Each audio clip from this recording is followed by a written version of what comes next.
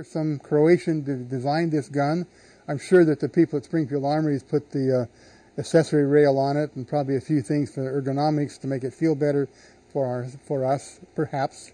But I think the basic design of the gun has got to be someone from Croatia, and they did a really good job. This piece is thicker than most. The trigger doesn't feel spongy or very spongy. Any gun like this is going to have some sponge in it, but because it's thicker than most and hard, it doesn't flex much, and so it feels pretty good. It actually does feel solid. Now you can watch the sear disconnect by looking in here.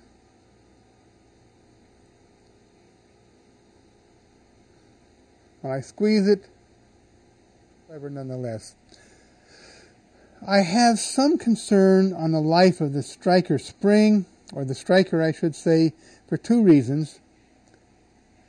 From past history, guns that have a sear on the striker, and this one does, have a tendency to break off at the sear surface. Also, this firing pin tip, although it's nice and round and beautifully shaped, is long.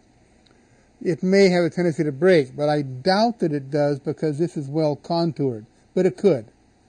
Then we have an area here, two things you can do. You can drill and tap a small hole in the extractor itself, screw a screw into it and pull it out, or you can drill a small hole in the top of the slide like they've done here, put one over here, directly over that hole, and drive it out.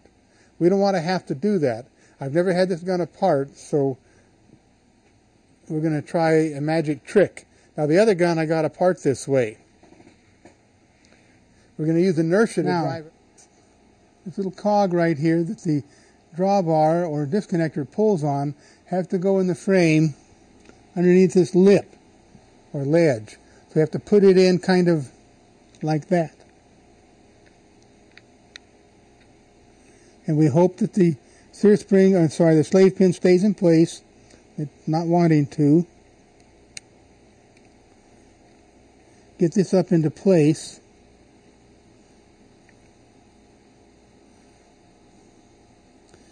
Now what I'm doing, of course, I'm looking through the top things. I like the steel rails.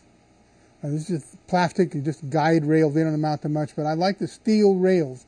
And these aren't going to break off. This is the one that takes the hit for the most part.